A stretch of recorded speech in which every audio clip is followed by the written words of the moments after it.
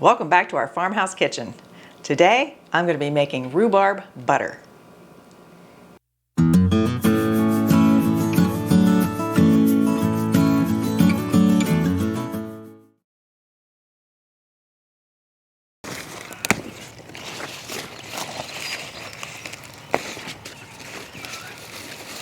So what are you up to now?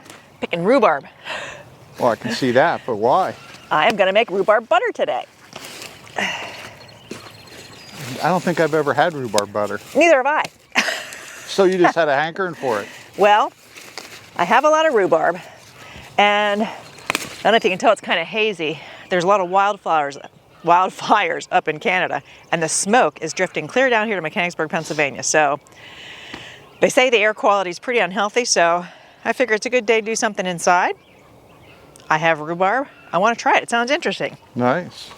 I have no idea what it'll taste like. So you just yank them out of there, you don't cut them? Nope. Got to get him from the other side here. Yeah, they actually just rip from the bottom. You don't want to cut them out. I'm looking for the biggest, thickest ones.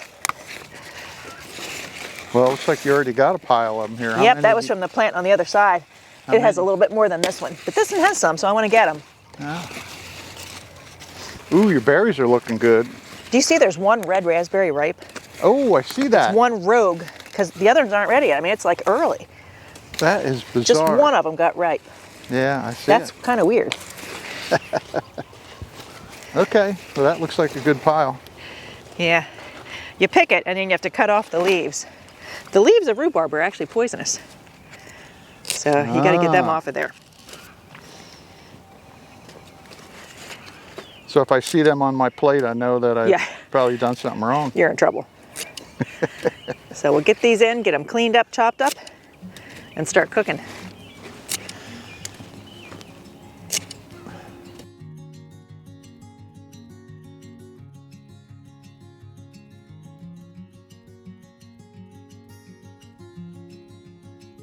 All right, so now what are you up to? Making use of the leaves. Ah. The leaves are poisonous, and there's been a bunny rabbit in my garden the last few days. I think he got in and can't get out, and I can't catch him. So I'm thinking the leaves are poisonous. I'm going to put it all around my little baby cantaloupe that are finally starting to go up the thing, and maybe that'll keep the bunny rabbit from eating my cantaloupe. Plus, it's mulch. It'll keep the weeds down, nourish the soil. Seems like it's a win-win situation to me.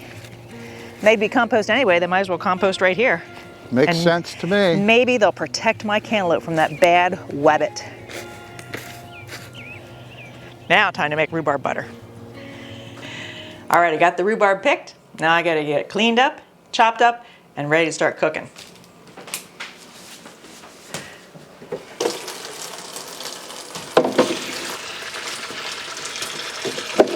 Okay, so the first thing I have to do is get this all chopped up and get it ready to cook. I have a bucket for the chicken scraps and then a bucket for the good rhubarb that we're going to turn into butter. So it's just going to be a lot of chopping for a while.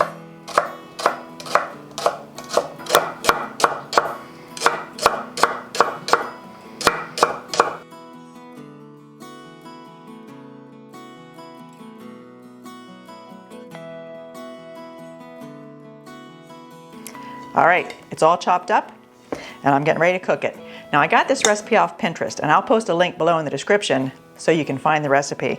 And I tripled it. So 3 pounds of rhubarb. Hope we like it. I thought you puree that. Not till it cooks for a while. You cook it, get it soft, then I'm gonna puree it, then put it back in and cook some more. Oh. So the triple batch is 6 tablespoons of water, 7.5 tablespoons of lemon juice, and 1.5 cups of sugar. It's not a lot of sugar, which I like. Now rhubarb's really tart, so I'm anxious to see how tart this is when it's done. This is an experiment, but I like rhubarb, so I think I'm gonna like it no matter what. Now we just cook it for a while, and then after it gets nice and soft and mushy, we will puree it. Cool. Yep, so now comes just the waiting.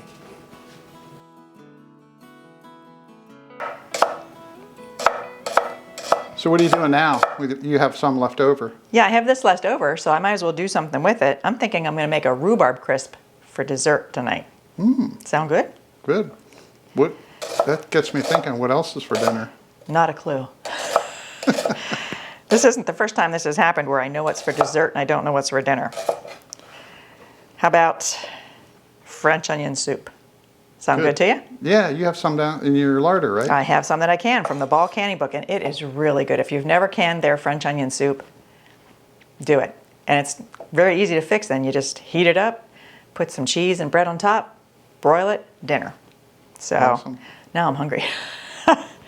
So I'm making your mom's crisp recipe. We'll see how tart it is with just rhubarb. I like things tart, so we'll see. All right.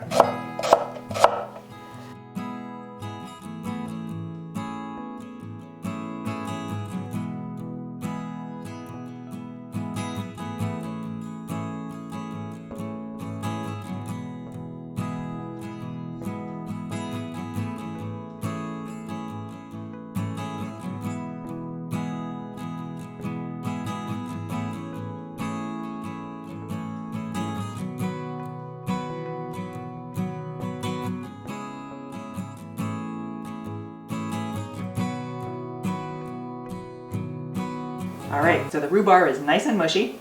Now it's time to put it in the Vitamix and get it all nice and pureed and smooth. Hopefully without making too much of a mess. And I might be able to do it all in one batch with my big thing. If not, I'll split it into two. Pureeing hot stuff like that in the blender can be a little risky because it's, so hot. I think I'll split it in two. All right, so I'll just pour it in then. And here goes nothing. Pureed rhubarb butter. And I keep this open just so I can vent the steam a little bit. I kind of like control it. You ready?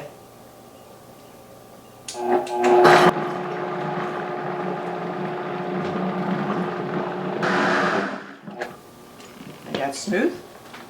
It looks smooth. Oh, it looks beautiful. Oh, that's pretty and pink. All right, so that's the first half. I'll go ahead and do the second half, and then we put it back in the pan to cook some more. So the pureed rhubarb butter is now back in a clean pan, and we're supposed to simmer it for another 20 minutes or so, or until it's the thickness you want it. And I'm going to do the same thing I do when I make jams. I have some plates in the freezer. So when I think it's getting to the thickness I want, I'll put a little bit on one of those ice plates, see how it sets up, and then I'll know how thick it's really going to be. Because you can't tell when it's hot. Isn't it pretty and pink? This is going to be so cute. The grandkids might like this, the granddaughters. Pink rhubarb butter.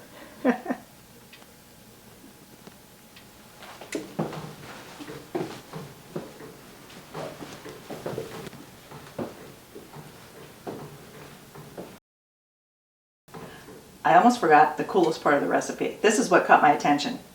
It actually calls for cinnamon and or vanilla, and I'm going to use both.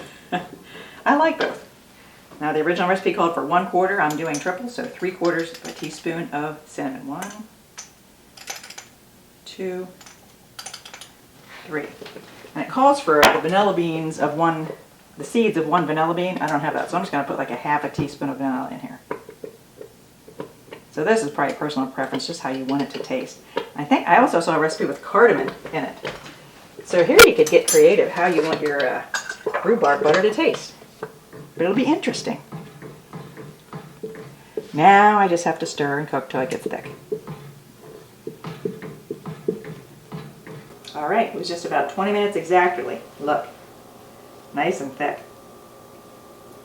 Oh, and tasty. Well, that's good.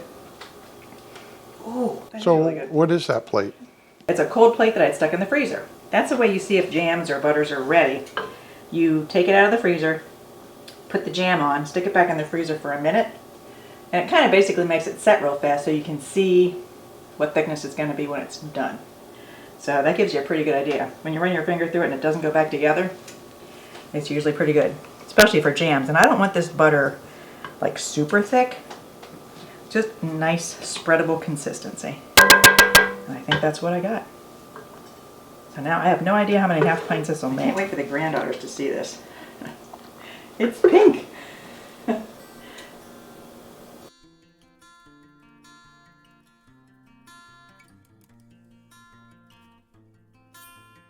All right, it's the next morning. Time to try our rhubarb butter on some waffles. And these waffles are a recipe from Melissa Norris that uses sourdough discard. And it uses 2 cups of it, so it gets rid of a bunch at one time, and They're amazing. They're the only waffles we eat now. yeah. I never really cared for other waffles. He won't eat any other waffles now. I thought they tasted like cardboard. They did. And I'm not a big waffle person, but these I like. So Melissa Norris sourdough waffles. You ought to look them up. Okay. They drip. Uh-oh. Oh. Ooh, all down the side. I'll clean that. Who knows? I might eat the whole jar this morning. Maybe.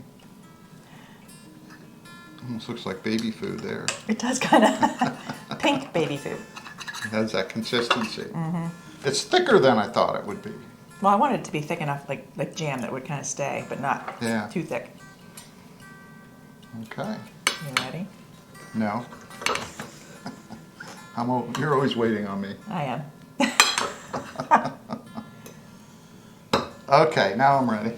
Okay, give it a try. Yeah.